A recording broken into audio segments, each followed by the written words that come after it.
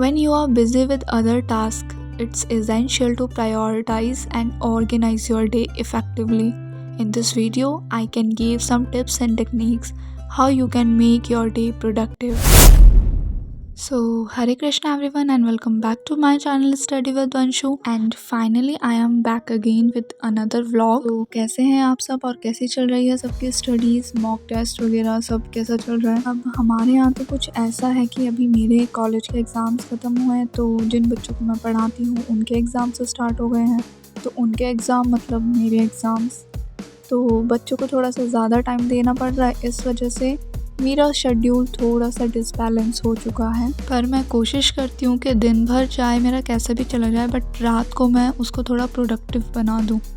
तो अभी 2024 में जनवरी चला गया, फरवरी चला गया और ये चल रहा है मार्च को हम अच्छे से यूटिलाइज़ करेंगे।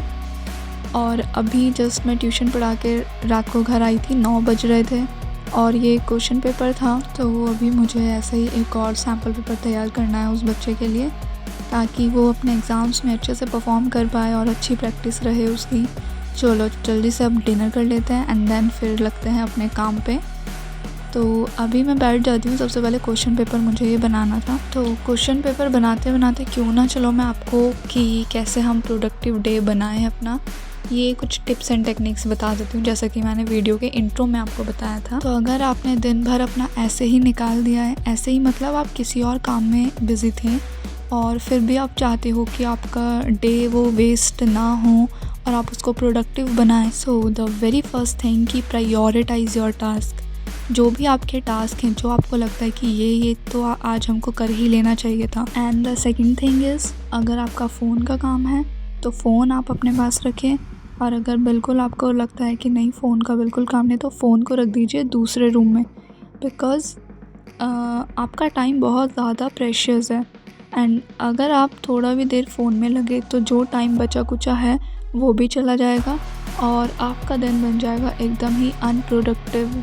और जब भी आप इस तरह से पढ़ने बैठते हो तो आपको एक डबल अलर्ट के साथ बैठना पड़ता है, क्योंकि एकदम फोकस आपको डबल रखना पड़ता है, बिकॉज़ टाइम कम है और आपको मैक्सिमम चीज़ें कवर करनी है। तो मैं तो कुछ इस तरह से करती हूँ कि करंट अफेयर्स मैं डेली फॉलो करती हूँ, तो अगर वो किसी दिन छूट जाता है तो ऑब्वियस सी बात है वो मेरी प्रायोरिटी में रहता है कि मुझे वो करना ही करना है उस दिन का।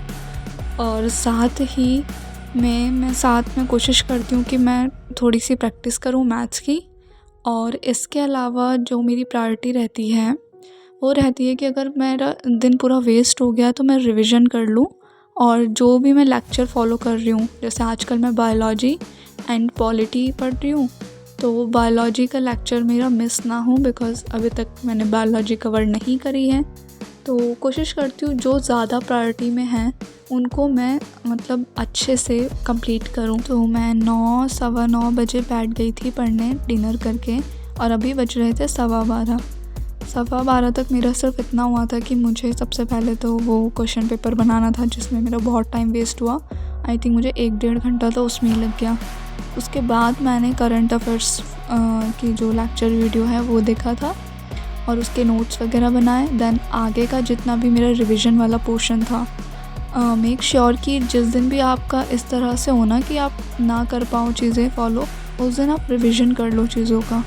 मैं ऐसे ही करती हूँ। तो अभी जस्ट मैंने अपने पहले फ़ोन से करंट अफेयर्स के नोट्स बनाए, और जितना मेरा पुराना करंट अफेयर्स बचा है उसके मैंने पूरा रिवाइज़ कर लिया। करंट अफेयर्स को मैं डेली और वीकली बेसिस पर मैं उसका रिवीजन करती हूँ, कोई एक्स्ट्रा वीडियो नहीं देखती हूँ वीकली।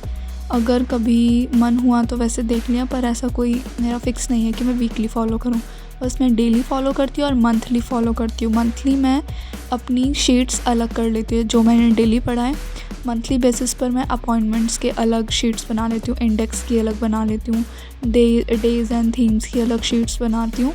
तो इस तरह से अलग अलग शीट्स बना के उनसे रिवाइज़ करना बहुत इजी हो जाता है मंथली बेसिस पर। तो करंट अफेयर्स पढ़ने के बाद मैंने अपने बायोलॉजी के कुछ नोट्स थे वो रिवाइज़ करे। और किसी ने मुझसे पूछा था कि मैं स्टैटिक जीके के लिए क्या फ़ॉलो करती हूँ, तो स्टैटिक जीके मैंने पहले कवर करा था परचम क्लासेस से, मैंने नोट्स बनाए थे अपने, और उन नोट्स में मैं करंट अफेयर्स का ऐड ऑन करती रहती थी, जो डिफरेंट सोर्सेज हैं मैंने पहले की वीडियोस में भी बताया है कि क्या क्या सोर्सेज मैंने स्टैटिक और जीएस के लिए फॉलो करे हैं, but currently I have a book from न्यून पब्लिकेशन एंड ऑसवाल, वो मैं फॉलो कर रही हूँ और उसमें से ही मैं थोड़ा रिवाइज़ करती हूँ एंड देन अपने नोट्स में उसको ऐड ऑन करती हूँ।